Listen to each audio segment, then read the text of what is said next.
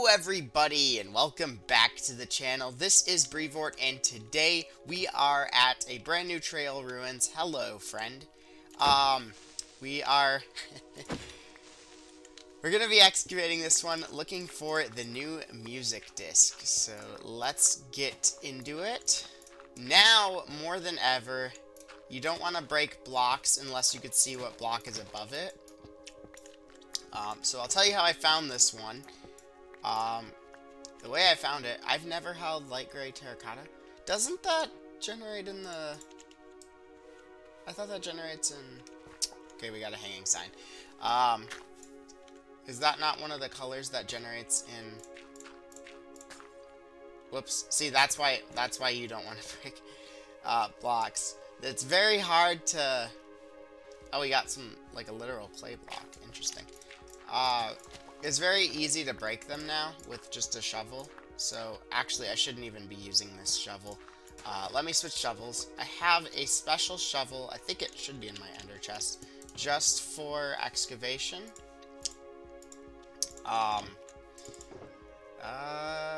This one's efficiency 4. This one's on breaking 1. Okay, so that's probably what we want to use. And then for pickaxes, I have this efficiency 2 pickaxe. And I have this silk touch pickaxe, but I don't really need a silk touch pickaxe, so we'll use this one. This is going to be a lot slower to break blocks. If you look, it's quite a bit slower. Yeah, you can see how much slower. Yeah, they changed it so the suspicious gravel breaks quicker now, and I don't like the change. I think to make up for it, they should make it so at least the suspicious gravel, if you mine it with silk touch, it drops regular gravel. So the way I found this was by looking, I looked up trail ruins and I was like, where do they generate? It turns out they generate in the old growth forests. So this is an old growth birch forest. Oh, I haven't gotten that one yet. They generate in all the old growth pine forest, old growth spruce forest, old growth birch forest, as well as jungle biomes and tiger biomes, and I think there's one other, snowy taiga, I think it was. And then I just kind of went around for a little bit and found it, so it's very good.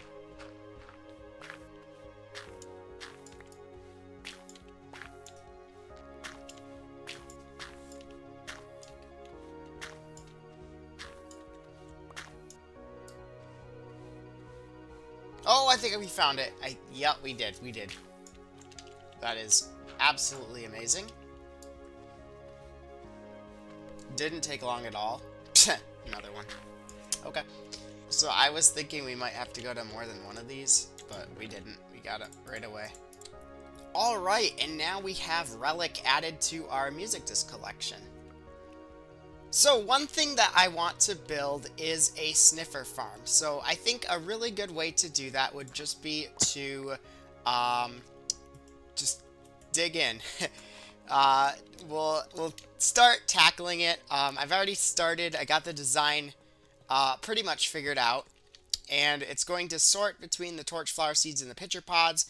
And then if it is a pitcher pod, the villagers will have a villager automatically farm it.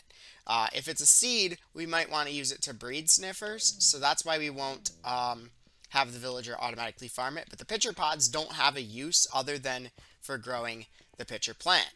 So that's what we're going to want to do, is have a villager plant them, because they are able to do that, but they won't actually pick them. So we're going to have a villager that plants them, and then we're going to have it grow and harvest it. So yeah, we've got the basics of this setup. So the way this is going to work is, and I'm sure there's an easier way to do this, or another way to do this, but I like this design. This is one I came up with in my creative world, just for testing random redstone stuff. It was where I first built the Froglight farm. And here, the way this works is we have some trapdoors that hold back water. And if we get out of here, and we hit this button, all the water will be let out. Now it's very quick because of the way it's set up right now, but we'll change it. It'll push all the so we'll have sniffers. Whoops.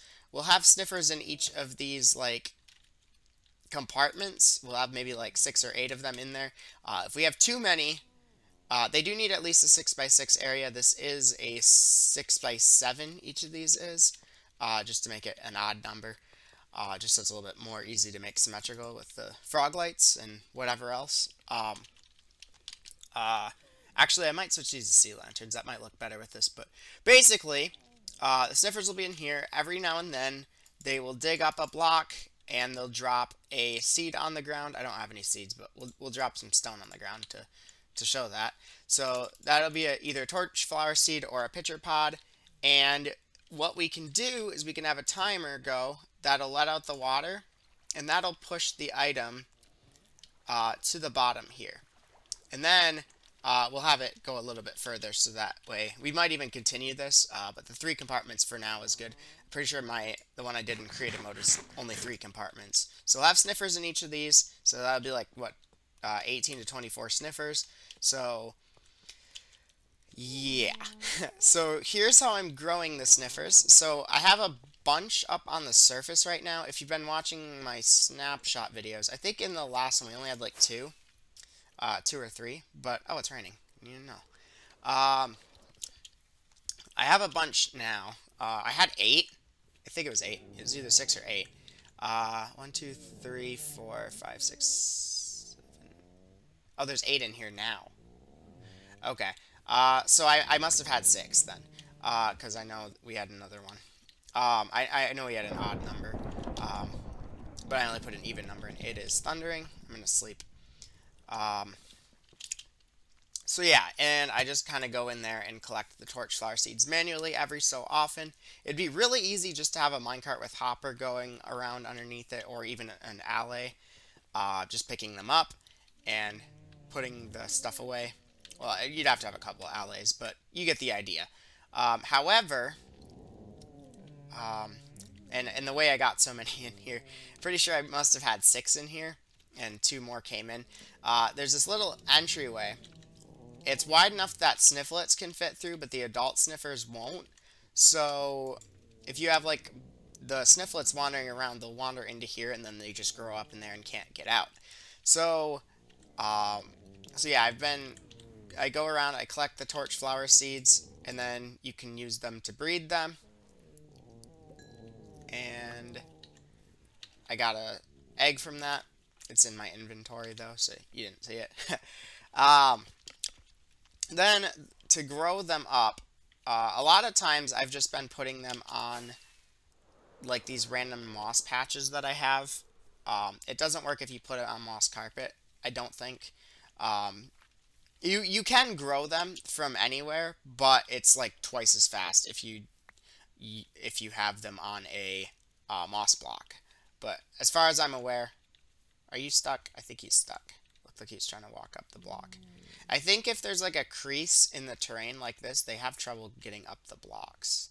Yeah, he's definitely trying to go up right now. I have noticed that. So, also, I don't know why this isn't growing. It's either that or they just don't grow very quickly. I usually only use bone meal on them. But anyway, one thing I have noticed though is that when they grow up, they like to get stuck in blocks and suffocate. So they'll grow up like right next to a block, and they start from like a normal block size, but they grow up into a much bigger mob, and they end up suffocating. So to kind of work around that, I got this set up. Oh, and this guy's grown up. So the way you can do this to make it so they don't suffocate is you could put them inside fences while they're still snifflets, and they have a chance they'll glitch out of the fence, but it's not a big deal because once they grow up. But it's not a big deal because once they grow up, you don't have to worry about them suffocating anymore.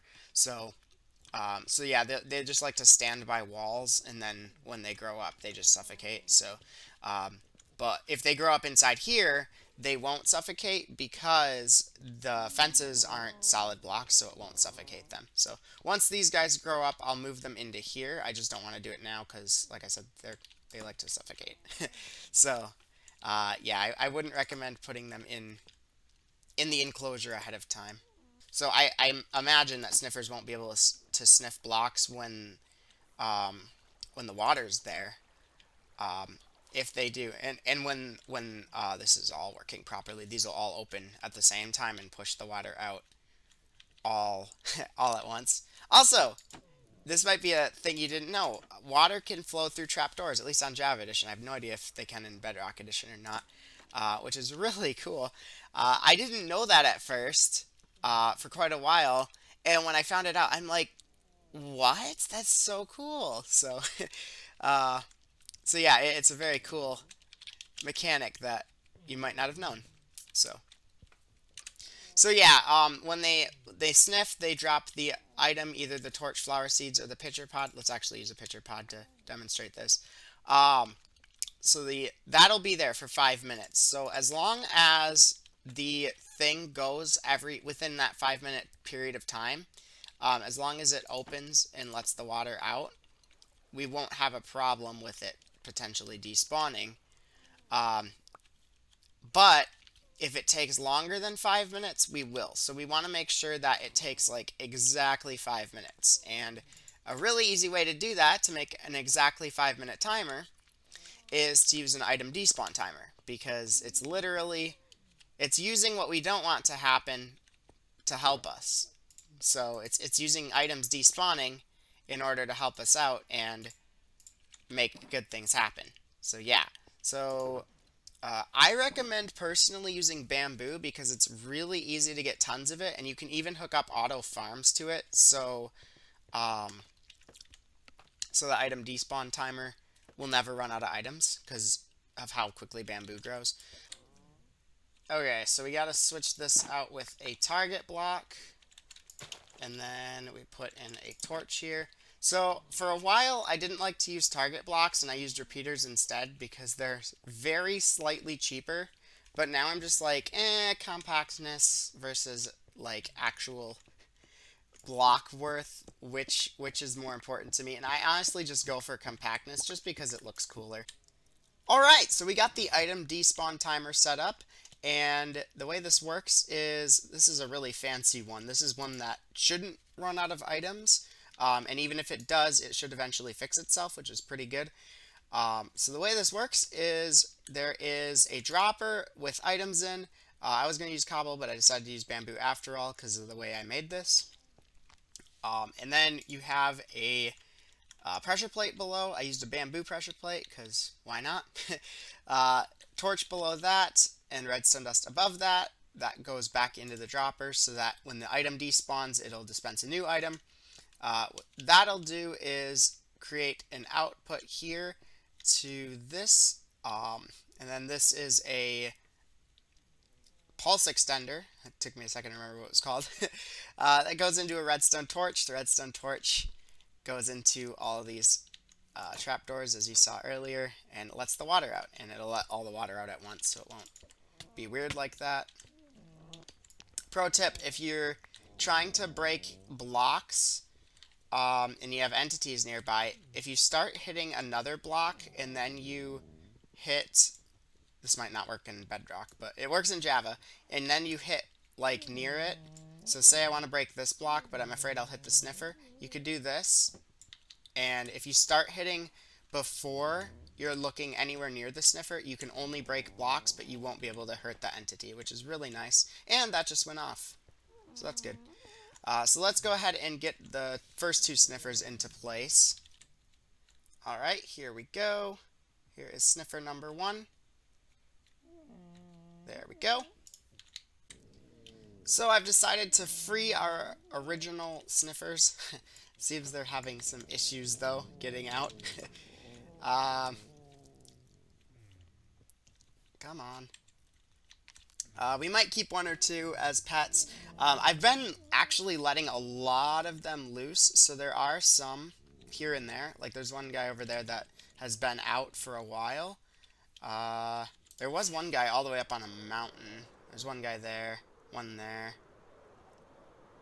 I think it was out this way. Oh yeah, wow, he really made it a long ways. So yeah, they do travel a ways. I think they probably have I think they're traveling further than they should be. I think they travel even when you're not near them. There's one guy over there, which is actually fine by me, because that way they'll kind of spread throughout my world. Um, Actually, I might as well just take this whole fence away. So I had an idea. What if instead of putting them in fences, we just put them up like 4 blocks and they just won't move at all, and they'll grow up on top of the moss block. I think this should work. So the idea here is because they're up in the air, they'll be afraid of taking fall damage, so they shouldn't ever want to willingly walk off. So like 4 blocks is enough to take fall damage. I didn't take fall damage there because I have jump boost, which negates like a heart of fall damage. So, but normally 4 blocks is enough to deal a little bit of fall damage. Okay, so the sniffer did hatch on top of the moss block, so that's good. So we'll see if he stays up there. I don't imagine he won't. So I actually found something really weird about snifflets when I was in creative mode, and it's actually that, in a creative world, it's actually that they take twice as long as normal baby mobs to grow up into adults. Alright, so we got... Oh boy. I know how to fix this, don't worry. Do. Boom. Okay, so you don't actually have to sleep, and, wow, there you go, fast. You don't actually have to sleep the whole night. You just have to, what am I trying to say? You just have to enter the bed. You don't have to sleep through the full night. And that alone will just prevent phantoms from spawning. So perfect. That is exactly what we needed. We needed a zombie villager. Let's see if we can pick up loot. Please. Yes. Okay. Perfect. This is so perfect. You should. Yep. Nice. Okay. And I will go down as well. So we need to make sure too that as soon as he gets cured, the first thing he does is gets composted. Oh, he's... don't tell me he's a nitwit. Is that why he's green? I hope he's not a nitwit. So I think he should leave the boat as soon as he's cured. Although he'll probably get right back in. If he's not a nitwit, we need to block him in. Don't imagine he's cured yet. Oh, he is. He's a nitwit. Okay. Oh, he actually drops the helmet. I think I knew that, actually, now that I think of it. So I'm impatient, and I don't really want to wait for nighttime to come again. So we're going to go to the top, not the top of the nether, but the middle of the nether, the main nether that most of you are familiar with. We go up here. Oh, jeez. There's always ghasts up here, and it's really annoying. It's just because it's the Soul Sand Valley biome, so it's just like expected, but at the same time, it's still very annoying. Anytime I come to this part of the nether, I really try to avoid going up here. There are villagers up here, though. If they're still alive. I don't imagine they'd die. The nether's a surprisingly safe place for villagers. Until ghasts spawn. Just,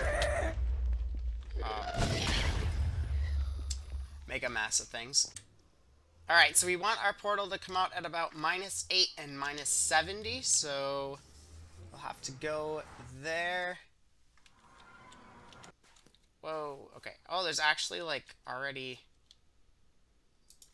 It's, like, already a spot ready for it. It's kind of interesting. Alright. Let's see, I should be able to go back and forth between here now. Yep. Okay, very good. Okay, that is a good guy.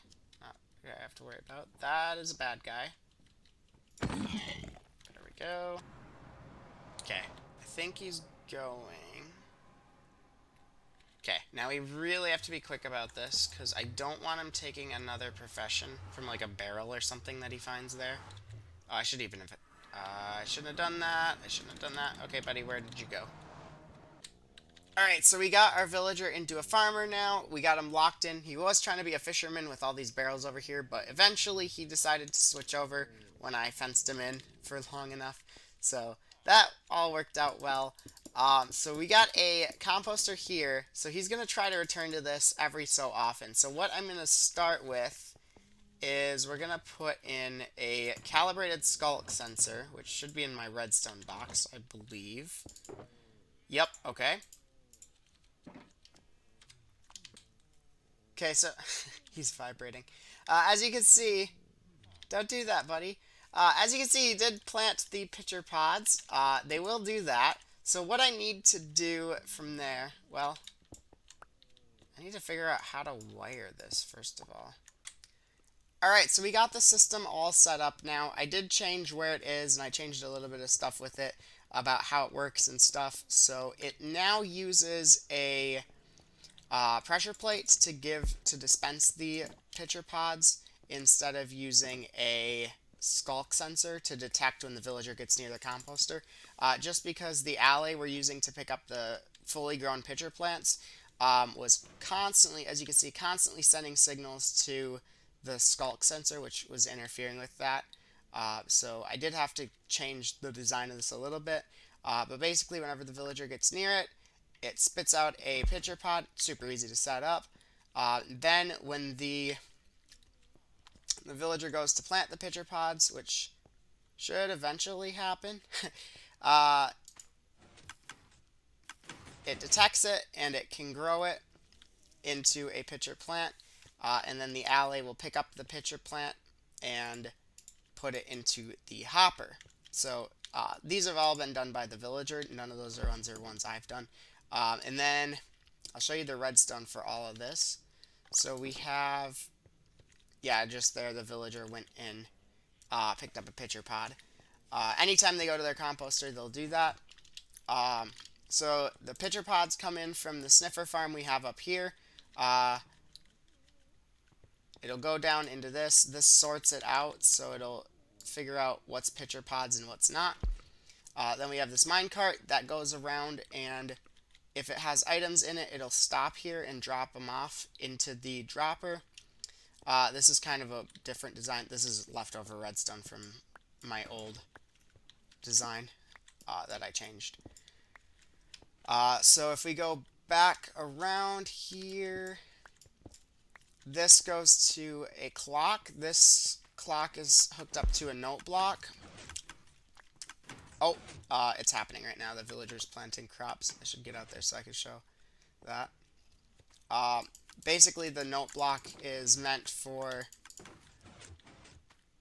How did that get uprooted? Okay, I might have to put stairs above that to fix that. I'm not sure how that happened. But basically, the note block will go off every 30 seconds or like 28 seconds, so that the alley will recognize it as... Stop putting it on top of the note block.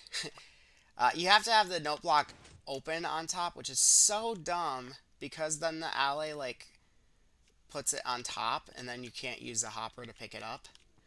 So whenever the villager plants a pitcher pod, I'll plant pitcher plant just to show it. It spits out 4 bone meal and then causes the pistons to go off. So the way that works is there is a calibrated skulk sensor set to place blocks. So anytime a block gets placed, including a pitcher pod being planted, it goes here.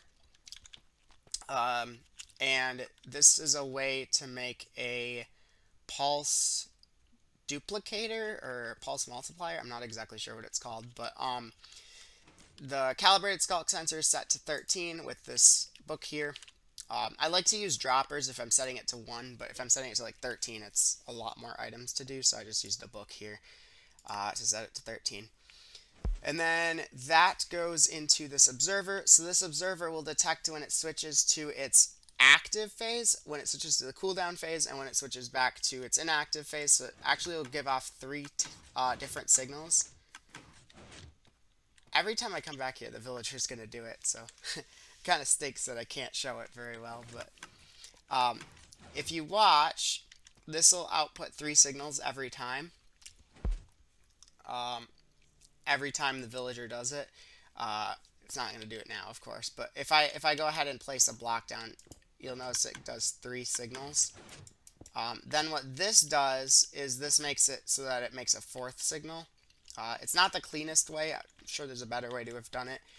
That goes into the dispensers, and then we have a signal over here that makes it so after a second, which is the length of time it takes to do the 4 bone meal, and pitcher pods tend to take 4 bone meal to grow up into a pitcher plant. Then after a second, the pistons will push and pop them off. I was going to use water to get rid of the grown pitcher pods, but instead of using water, I used pistons just because it's easier, and water actually was triggering the skulk sensor. I was like, oh, that's kind of a problem. So I ended up switching it over to pistons. So yeah, worked out pretty well. This is by no means the finished looks of it. I had to put bamboo around it because the alley was getting stuck like way up there and trying to get off the lead. It was really annoying. So yeah.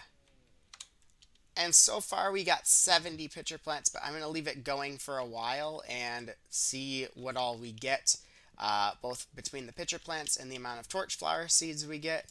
Like I said, I do want to keep the torch flower seeds in seed form, just so that way I can choose whether or not I use them to either breed sniffers or grow them into torch flowers. And then I can use the torch flowers for either dye or for decoration, as I did up here. Yeah.